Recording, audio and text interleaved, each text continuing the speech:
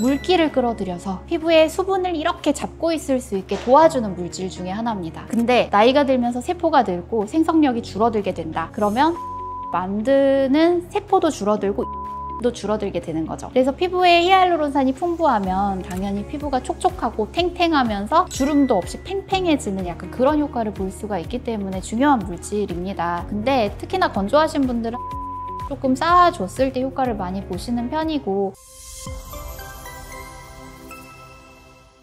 오늘은 유레카라는 방송 프로그램에 출연을 했는데요. 초창기부터 지금 같이 쭉 해오고 있어서 좀 친정 같은 느낌이 드는데, 오늘 했던 주제는 히알루론산의 사용 방법, 그리고 히알루론산이 대체 어떤 물질이고 우리 피부에 왜 중요한지 이런 얘기들을 좀 나눠봤습니다. 어떤 것 때문에 좀 중요할까요? 이렇게?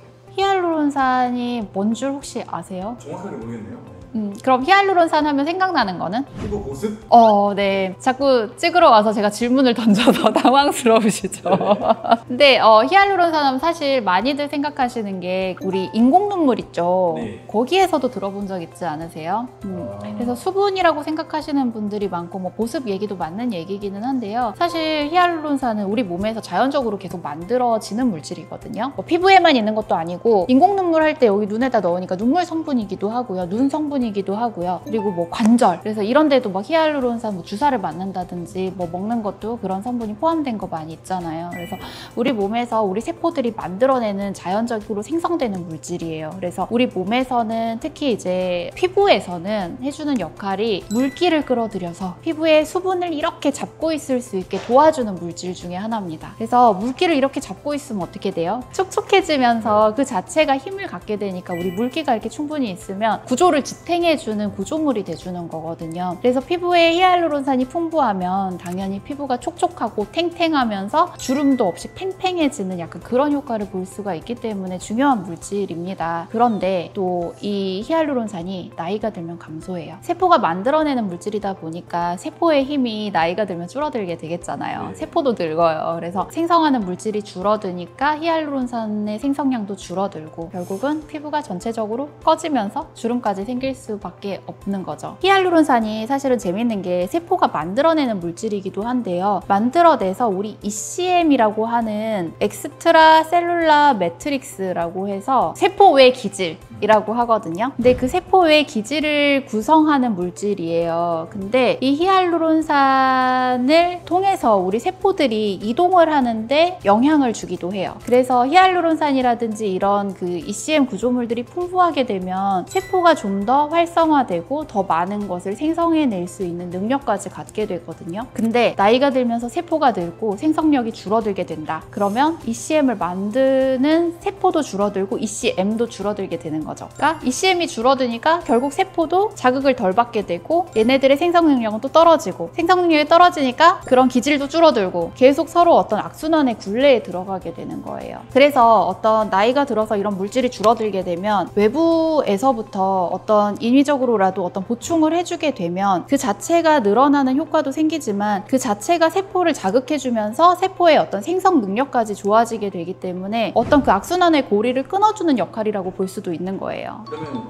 인위적으로 보충할 수 있는 방법이 좀 어떤 게 있는 건가요? 우리 많이 들어보셨을 거예요. 물광주사 들어보셨죠? 네. 그 물광주사 성분이 히알루론산이에요. 필러 들어보셨죠? 네. 필러도 히알루론산이에요. 그래서 히알루론산 사실은 우리 뭐 미용 시술에서나 화장품에서도 많이 들어가기도 하고요. 여러 가지로 좀 활용을 많이 하고 있거든요. 특히 이 히알루론산의 분자 크기 가지고도 우리가 많이 얘기를 할 수가 있는데, 특히 이제 고분자 같은 경우에는 좀 볼륨 생성이라든지 자리 구조 이런 것들에 좀 더 영향을 주게 되고, 저분자 히알루론산은 또 최근에 많이 주목을 받고 있는 성분이기도 해요. 이 저분자 히알루론산 자체가 어떤 항산화 물질이라는 얘기도 하고 있거든요. 그래서 염증이 많은 피부에다가 저분자 히알루론산을 적용을 해주게 됐을 때 좀 피부가 회복하는 능력이 좋아지더라 하는 얘기도 하고 있고, 특히 우리 많이 고민하시는 게 기미잖아요. 기미도 어떤 우리 전신의 어떤 염증 반응으로 인해서 나타난다 하는 얘기를 하고 있는데, 이런 기미 피부에도 저분자 히알루론산을 적용했을 때 색소가 좀 밝아지더라 하는 얘기도 하고 있어요. 어떤 사람들이 좀 받으면 좋을지. 아까 방송에서도 나온 얘기긴 한데 투부지라고 들어보셨어요? 네.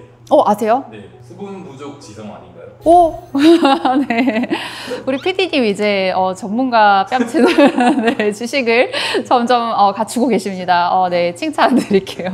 근데 어쨌든 그 수부지 피부에 굉장히 도움이 되는 물질이기도 해요. 수분 부족 지성이기 때문에 안쪽에는 굉장히 속건조가 심하신 분들이 많거든요. 겉에는 번들번들한데 이런 분들한테 수분을 공급해줬을 때 안쪽이 촉촉해지면서 유수분 밸런스가 맞아지면서 피지 분비까지 좀 줄여주면서 피부 환경 자체가 좀 개선되는 효과를 볼 수가 있고요. 특히 뭐 잔주름 많으신 분들, 그리고 피부 탄력이 떨어지신 분들, 뭐 간단하게는 물광 주사만으로도 효과를 많이 보는 경우가 있으시고요. 당연히 좀 꾸준한 시술을 통해서 점점 더 쌓아간다면 당연히 더 좋겠죠. 그리고 아까 앞에 잠깐 설명드렸지만 기미라든지 색소 환자분들한테도 약간의 도움이 되는 결과를 보이고 있습니다. 부작용이나 그런 것들 걱정하시는 분들도 있을 것 같은데 좀 그런 걱정은 없나요? 히알루론산은 아까 말씀드렸다시피 기본적으로 우리 몸에서 생성되는 물질이기 때문에 다른 어떤 자극제나 이런 거보다는 굉장히 안전한 등급에 속한다고 볼 수가 있고요. 그렇지만 아까 말씀드린 것처럼 필러는 이제 엮어서 넣는다고 했잖아요. 그 엮는 물질 때문에 간혹 과민 반응이라든지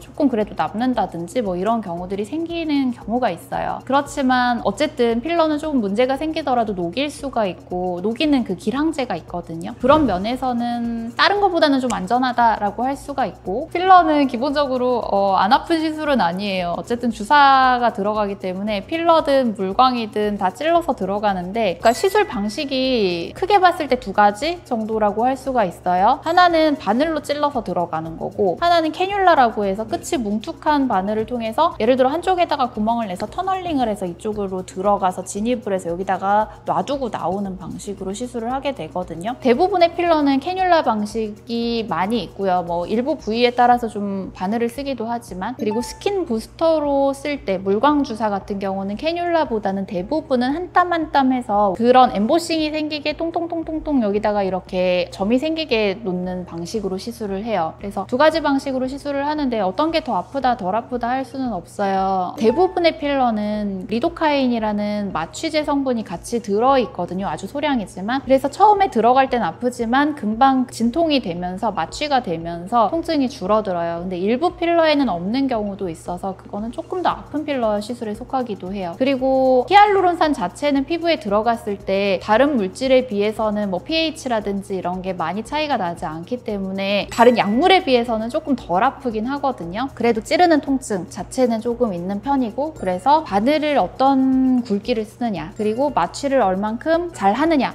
이런 거에 따라서도 약간의 통증 차이는 있을 수 있을 것 같아요. 그래도 아프냐 안 아프냐라면은 아픈 시술에는 속하지만 이 아픈 거를 좀 통증을 경감시킬 수 있는 여러 가지 방법들이 있기 때문에 이것들을 조금 병합을 하면은 조금은 덜 아프게 받으실 수가 있습니다. 마지막으로 좀 시술 주기는 좀 어떻게 되나요? 물광 주사 같은 경우에는 보통은 한 달에 한 번 정도 권해드리고 있고요. 왜냐하면 그만큼 많이 오래 가지는 않아요. 근데 특히나 건조하신 분들은 한 달 간격으로 조금 쌓아줬을 때 효과를 많이 보시는 편이고, 아니면은 그렇게 심한 건조는 없으신데 그래도 관리 때문에 받으신다 하는 경우에는 건조할 때 환절기에 이렇게 한 번씩 그냥 좀 내 피부가 필요할 때 한 서너 달에 한 번 정도 받으시는 경우도 있어요. 필러 같은 경우는 대부분의 경우는 한 1년 정도 유지가 되기 때문에 1년 주기로 말씀을 드리고 있지만, 이마라든지 애교라든지 이런 데는 조금 더 오래 가는 편이거든요. 그래서 부위에 따라서 차이는 조금 있을 수가 있습니다. 오늘 방송에서 히알루론산을 하루 종일 얘기했거든요.